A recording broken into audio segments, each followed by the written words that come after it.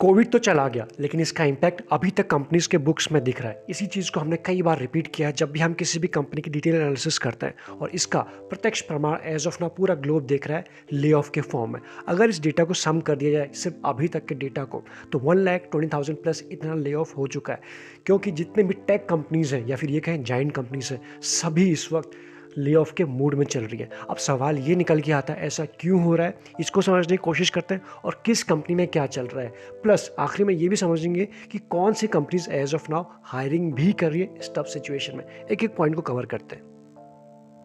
सबसे पहले इसकी शुरुआत होती है कोविड के टाइम से, जब सारी चीज़ें ऑनलाइन आ गई थी, या फिर ये कहें मैक्सिमम चीज़ें ऑनलाइन की तरफ मूव हो रही थी। ऐसे में जितनी भी टेक कंपनीज़ हैं, जाइंट हो या फिर छोटी कंपनीज़ हो, इन्होंने ओवर हाइड करना शुरू किया किस एंटिसिपेशन में, ग्रोथ की, कि यहाँ से और भी चांसेस हाई रहेंगे।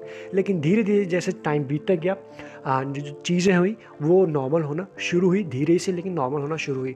तो इन्होंने जो ओवर हायरिंग कर रखी थी, डेफिनेटली जो एम्प्लॉय होते हैं वो एक्सपेंस का काम करते हैं कंपनीज़ के लिए, तो जो वो फीस देते हैं, जो वो उनको सैलरी देते हैं, तो ऐसे में कंपनीज़ के लिए धीरे धीरे प्रॉब्लम वहाँ से शुरू होने लग गई, और वो दिखा उनके बुक्स में मार्जिन के फॉर्म में, यानी कि मार्जिन कंपनीज़ के धीरे धीरे घटते गए।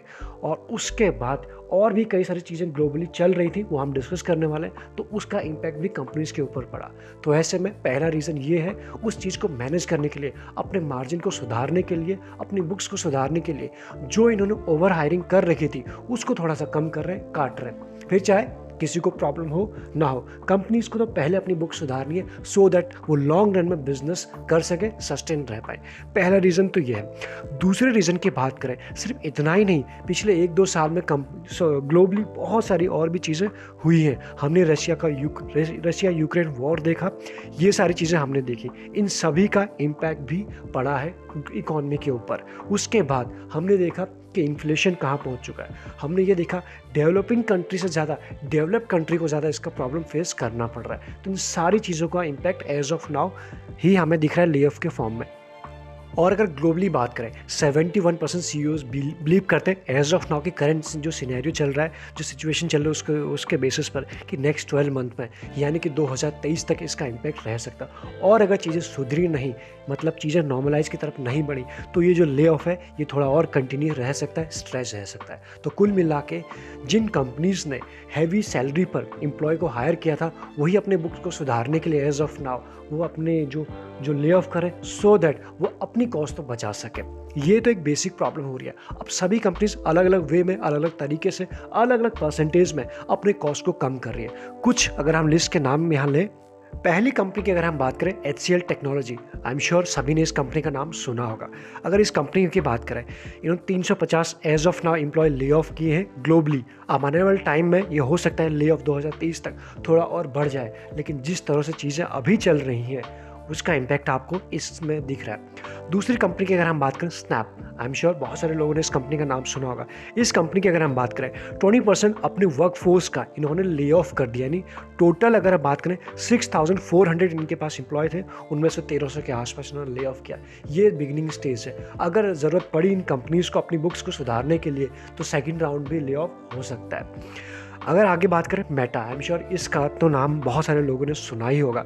इस कंपनी के सीईओज़ की अगर हम बात करें, नेटवर्थ की बात करें, नियरली हाफ हो चुके हैं। तो मतलब सीईओज़ को ही खुद ही प्रॉब्लम हो रही है। तो इन बाकी चीज़ों को बैलेंस करने के लिए इनको करना पड़ता है ले ऑफ। एक जो सोल्यूशन होता है, क्या ये एकमात्र सोल्यूशन हो सकता है? ये आप चाहे तो हमें कमेंट करके बता सकते हैं कि अपनी बुक्स को सुधारने के लिए या फिर चीज़ों को थोड़ा ठीक रखने के लिए।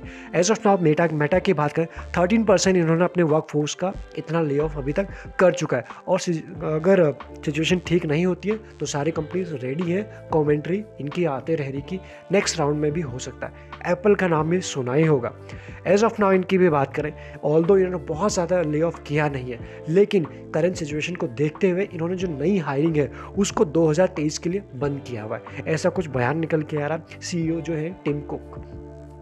नेक्स्ट, ट्विटर का भी नाम सुना होगा, कई बार कई महीनों से न्यूज़ में रहा है, कभी इलॉन मस्क की वजह से, कभी डोनाल्ड ट्रंप की वजह से, ये सभी हम जानते हैं। तो ऐसे में अगर हम बात करें, ऑलरेडी जो ट्विटर है वो एक मेजर चंक में अपने वर्कफोर्स को ले ऑफ कर चुका है, एंड डिमांड अगर रही ऐसे ही रही या फिर चीज़ें ऐसे ही रही तो नेक्स्ट राउंड के लिए भी रेडी है। कुछ इस तरह से बयान निकल के आ रहे हैं ट्विटर की तरफ से भी 2023 तक, यानी कंटिन्यू रह सकता है। नेक्स्ट बात करें अमेजोन, आई एम श्योर इसका नाम भी सुना ही होगा, डेली बेसिस पे आप शॉपिंग करते हैं इसके थ्रू भी। यहाँ तक अगर हम बात करें 10,000 प्लस एम्प्लॉय अभी तक तो हो चुके हैं। ये रीसेंट के जितने भी हमने डेटा लिए, रीसेंट का डेटा है, लेकिन ये डेटा डेली बेसिस पे चेंज हो रहे हैं क्योंकि कंपनीज में रोज़ नई डेवलपमेंट होते रहते हैं। तो ऐसे में ये कंपनी भी रेडी है, जिसका इम्पैक्ट ये भी कंपनी मानेगी 2023 तक, मतलब 2023 तक जिस तरह से पिछले 1-1.5 साल में इक्विटी मार्केट ने, इंडियन हो या फिर किसी ग्लोबल मार्केट है, वैसा अच्छा परफॉर्म नहीं किया। एक स्लो डाउन की जो है वो चीज़ें आपको क्लियरली यहाँ पर देखने को मिल रही है। मार्केट भी कुछ वैसा ही बिहेव कर सकता है, ऑल दो जिगजैग के फॉर्म में चल रहा है मार्केट की हम बात बाद में करते हैं, पहले ये देख लीजिए सभी 2023 तक का अनुमान लेके चल रहे। शॉपिफाई, इस कंपनी का भी नाम आपने देखा होगा, 10% इस कंपनी ने भी अपने जो एम्प्लॉयमेंट है उसको 10% अभी तक ले ऑफ किया हुआ है। तो ये है कुछ चीज़ें, और इनका क्या कहना है वो भी इन चीज़ों को आराम से पढ़ सकते हैं सो दैट आप अच्छी चीज़ों को समझ पाएँ। शॉपिफाई का अगर हम बात करें, सीईओ का कहना है कि हमने जो पोस्ट कोविड है उसके ट्रेंड को मिसगाइड किया, या फिर ये कहें ठीक से समझ नहीं पाए, ठीक से एनालाइज नहीं कर पाए, और इसके वजह से थोड़ी ओवर हायरिंग या फिर एक्सपेक्टेशन रख ली थी। लेकिन जिस तरह से मार्केट चेंज हो रहा है ग्लोबली एंड कंट्री वाइज भी, तो इसके वजह से भी इनको भी ये करना पड़ रहा है। नेक्स्ट अगर हम बात करें नेटफ्लिक्स की, सबसे पहले अगर हम बात करें, कुछ टाइम पहले जो सब्सक्रिप्शन है मोबाइल यूज़र के लिए, इन्होंने उसका प्राइस कम किया। पहली चीज़ ये जानते हैं, जो 200 के आसपास था वो 150 हो चुका था। इसके पीछे का रीज़न ये है कि नेटफ्लिक्स मार्केट शेयर गेन नहीं कर रहा, खासतौर पे इंडिया की बात करें। अगर हम बात करें 20,000 प्लस इन्होंने सब्सक्राइबर लूज़ किए हैं 2022 में। तो अपने सब्सक्राइबर को गेन करने के लिए, थोड़ा और अट्रैक्ट करने के लिए इन्होंने ऑल तो अपने प्राइसिंग को भी कम किया। पहला रीज़न तो ये है। दूसरा, इन्होंने भी ले ऑफ करना शुरू किया है। 300 तो ये पहले कर चुके थे जून में, और अभी 150 प्लस मोर, और ज़रूरत पड़ी तो और भी कई सारी चीज़ों को सभी ये company as of now face कर रही है। इसके अलावा ed tech companies like Byju's, या आपने नाम सुना होगा, और अनअकैडमी, इन कंपनीज ने भी एक हैवी या फिर लार्ज चंक में अपना जो एम्प्लॉयमेंट है उसको ले ऑफ किया हुआ है। एंड इसका इम्पैक्ट जो इंडियन कंपनीज हैं, वो लिस्टेड हो, पब्लिक हो, प्राइवेट हो, या आप जॉब करते हो, इस वीडियो को बहुत सारे लोग देखते होंगे।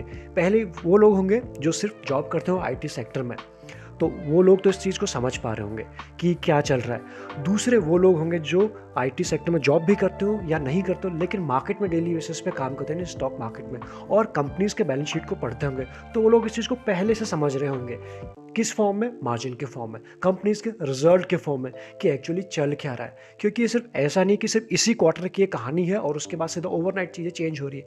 ये चीज़ें बहुत टाइम से मार्जिन के फॉर्म में हर एक कंपनी में दिख रहा है। एंड बाकी सारी चीज़ जिस तरह से डॉलर शूट अप हुआ है एंड हमारी इकॉनमी वीक हुई है, और बाकी ये टेंशन चल रहे हैं ग्लोबली, इन सभी का इम्पैक्ट एज ऑफ नाउ दिख रहा है। इसलिए वो लोग इस चीज़ को और ज़्यादा डीप में समझ पा रहे होंगे। डेली बेसिस पे हमने भी इसको कवर करने की कोशिश की है। बड़े बड़े कंपनीज को हमने कवर किया। एक और कंपनी रह गई अल्फाबेट, यानी गूगल की पेरेंट कंपनी। इस कंपनी की अगर हम बात करें, नियरली 10,000 प्लस या फिर इतने, ये भी ले ऑफ की तरफ ध्यान दे रहे, इतने एम्प्लॉय का, पुअर परफॉर्मिंग एम्प्लॉय। तो कुल मिला के ऐसे सिचुएशन में होगा क्या, फिर चाहे आप कहीं भी काम कर रहे हो, यहाँ पर प्रेशर आ जाएगा कि बेस्ट परफॉर्म करना है। जो भी पुअर होंगे, या फिर कई बार कंपनी खुद से जो रेटिंग का प्रोसेस होता है उसके थ्रू, या फिर कई बार कंपनी सिर्फ बहाने बना कर भी, या फिर कोई एक सिली सा मिस्टेक बताकर भी कंपनी जो एम्प्लॉय है उनको फायर करने में अभी एज ऑफ नाउ बिल्कुल देर कर नहीं रही है। तो कुल मिला के चीज़ या फिर एक है सिचुएशन थोड़ा टफ एज ऑफ नाउ चल रही है। गूगल ने आपने देखा यानी 6% के आसपास अपने वर्कफोर्स में से 6% ये भी प्लान कर रहे हैं। नेक्स्ट अगर हम बात करें माइक्रोसॉफ्ट ने 1800 के आसपास ले ऑफ किया था जुलाई में, और 200 किया अगस्त में, और अभी भी और भी प्लान चल रहा है। तो कुल मिला के हमने सारी बड़ी दिग्गज कंपनीज को समझा, सभी का डेटा आपके सामने रखा।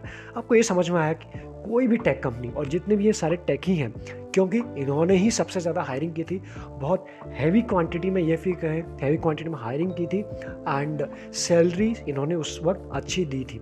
तो एज ऑफ नाउ उस सैलरी तो निकलते जा रही, लेकिन डिमांड उस तरह से नहीं हो पा रही, उस तरह से चीज़ें फुलफिल नहीं हो पा रही हैं। तो उसी चीज़ की भरपाई एज ऑफ नाउ चल रही है। बाकी सारे रीज़न आप समझ ही रहे होंगे, हमने डिस्कस किया ही है। तो ये है कुछ कंपनीज के। प्रॉब्लम सिर्फ इतनी ही नहीं है, प्रॉब्लम वहाँ पे और ज़्यादा बढ़ जाती है। अगर कोई इंडियन यूएस में काम कर रहा है, किसी भी टेक कंपनी में काम कर रहा है और उनका ले ऑफ हुआ है, तो ऐसे में वो H1B वीज़ा के बेसिस पे वहाँ रह रहे होंगे। सपोज़ कोई पर्सन वहाँ तक अभी तक काम कर रहा था, यानी कोई इंडियन यूएस में H1B वीज़ा के बेसिस पे वहाँ काम कर रहे थे और एज ऑफ नाउ उन्हें ले ऑफ का जो फेस सामना करना पड़ा। तो ऐसे में लीगली उनके पास 60 डेज़ हैं, 60 डेज़ में नए जॉब को लेने के लिए। तो ऐसे में वो लीगली 60 डेज़ तक यूएस में रह सकता है और अगर ऐसा नहीं होता है तो उन्हें बैक टू इंडिया आना पड़ेगा। तो कुल मिला के वीज़ा का भी प्रॉब्लम वहाँ पर उनको फेस करना पड़ रहा है और करना पड़ सकता है। तो कुल मिला के यहाँ पर टेंशन और ज़्यादा बढ़ जा रही है उन लोगों के लिए। तो ये हैं वो सारी रीज़न कि किनको और कितना प्रॉब्लम का सामना करना पड़ सकता है। नेक्स्ट अगर हम बात करें, ये सारी चीज़ें हो किस ले रही है वो आप समझ गए हैं। नहीं तो अगर हम यहाँ पढ़ने की कोशिश करें, कट कॉस्ट, आप जानते हैं कि कॉस्ट कटिंग के लिए पीपल एक एक्सपेंस से, अगर हम इसको इस तरह से समझें, एम्प्लॉय हमेशा एक एक्सपेंस का काम करता है कंपनी के लिए, कभी भी लायबिलिटी नहीं रहता है। तो ऐसे में पीपल एक्सपेंसेस इसको कम करने के लिए जो इन्होंने हाईएस्ट एक्सपेंशन जो एज ऑफ नाउ काम कर रहा है, क्यों? क्योंकि एक हैवी सैलरी में उस टाइम हायर किया था उसी चीज़ की भरपाई के लिए। तो ये सारी चीज़ें हो रही हैं और इसलिए एज ऑफ नाउ जो ले ऑफ है या कहें नॉर्मल हो चुका है और पीपल को बहुत ज़्यादा प्रॉब्लम फेस करना पड़ रहा है एज ऑफ नाउ। लेकिन देयर इज़ अ बट, सारी कंपनी एज ऑफ नाउ की टफ जो करंट के टफ सिचुएशन है इसमें सब फायर नहीं करें। कुछ ऐसी कंपनीज भी हैं जो इस वक्त हायरिंग भी कर रही हैं, उन्हें भी समझ लेते हैं।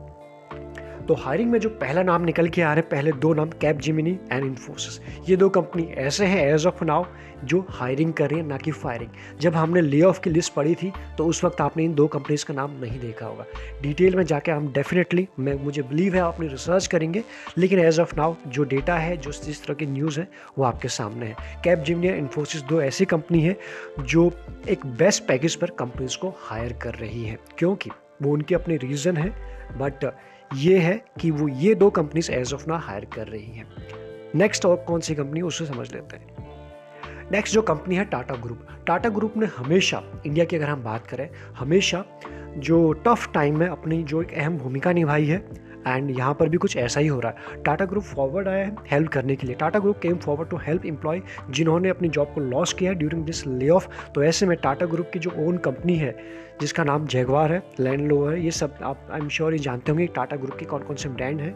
तो ये ऑफर कर रहे हैं जॉब, कितने 800, किस फील्ड में? Artificial intelligence, automation, driving, cloud software, data science, electrification etcetera. ये सारी चीज़ों को आप पढ़ सकते हैं। तो कुछ कंपनीज अभी भी ऐसे हैं जो हायरिंग के मोड में ही चल रही हैं, फिर कहें एम्प्लॉय को एज ऑफ नाउ, जहाँ थोड़ा सा डार्क में एक लाइट का जो उनके लिए काम कर सकता है। तो मैक्सिमम चीज़ें हमने इस वीडियो में आपके सामने शॉर्ट वे में रखने की कोशिश की। आई एम श्योर बाकी आप अपनी रिसर्च ज़रूर करेंगे अगर आप इनमें से किसी भी प्रॉब्लम का सामना कर रहे हैं। तो इस वीडियो में इतना ही। Thank you so much. अगर अच्छा लगता है तो लाइक करके, सब्सक्राइब करके हमें ज़रूर बताएं।